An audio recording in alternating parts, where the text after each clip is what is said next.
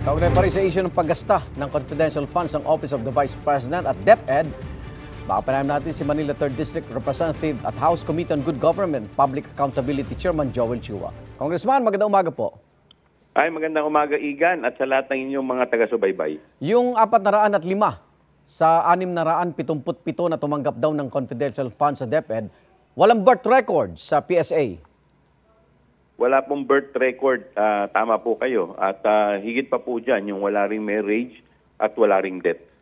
Pero sapat na bang sabihin ito'y gawa-gawa o fabricated, gayong confidential funds ang pinag-uusapan, hindi ako magbibigay ng identity kung totoo, di ba?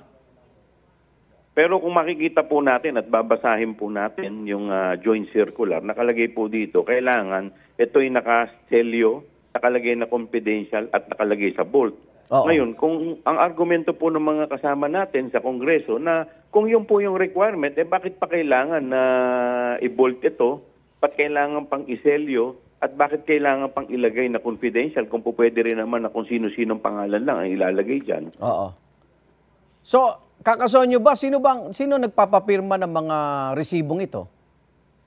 Supposedly, dapat yan yung mga SDO. Okay. Kaya nga po, ito pong isa sa mga rekomendasyon po namin dahil nung pinakikita po yung joint circular na maliwanag naman, pero isa sa mga irerekomenda rin namin, dapat ilagay na rin doon yung talaga para klaro po na bearing the true identity. Okay.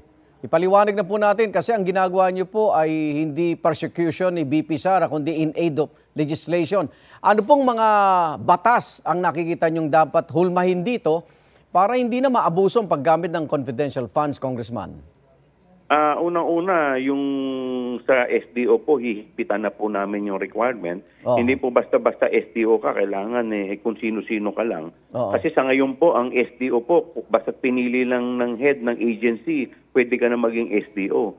So kailangan ngayon, meron kang background sa finance, meron kang background sa auditing, at meron kang background sa accounting. Bukod po dyan, kailangan ikaw ay regular employee. At may tataasan po namin ang salary grade 24.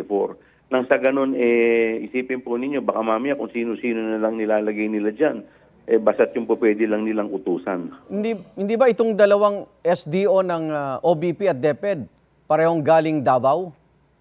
Tama po kayo. Kaya nga po, kailangan kung sinong lalagay nating SDO dyan, dapat talagang permanent ang position Nang sa ganun, meron din siyang pinoprotektahan yung kanya pong plantilla position. Mm-hmm. So bukod po dyan, isa pa po sa mga nakita namin na dapat ayusin ay yung paglalagay po, bawal na po dapat yung bigyan ng confidential fund, yung mga ahensya at mga departamento na wala namang kinalaman sa intelligence gathering, sa national security, sa peace and order. Okay.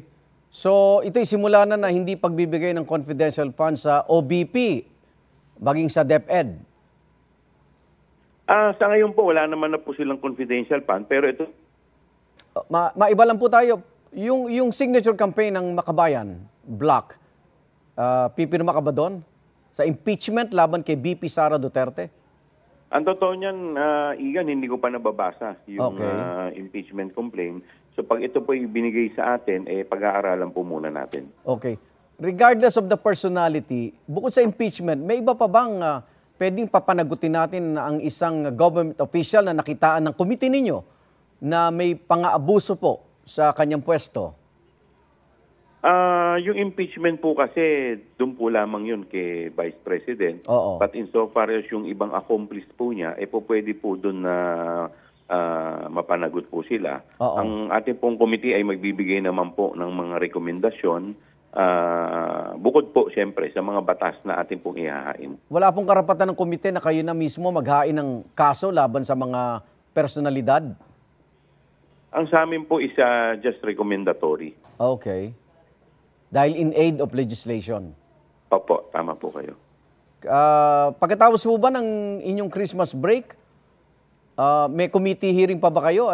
Nakukumpleto ba yung quorum o nasa kampanya na yung ibang member? Sa ngayon, medyo sa totoo lang, very challenging po yung paglalakap po ngayon ng quorum. By next year kasi alam naman po natin na talagang campaign period na rin. Ngayon po, kaya naman din po talaga medyo mahirap din dahil nasa campaign period na rin talaga natin yung mga kasama po Kasama natin nyo. kongresista. Opo. At karamihan po sa kanila ay sa mga probinsya po na tumatakbo. Maraming salamat, Manila Representative Joel Chua. Ingat po. Maraming salamat po at mabuhay po kayo. Igan, mauna ka sa mga balita, mag-subscribe na sa GMA Integrated News sa YouTube para sa iba't ibang ulat sa ating bansa.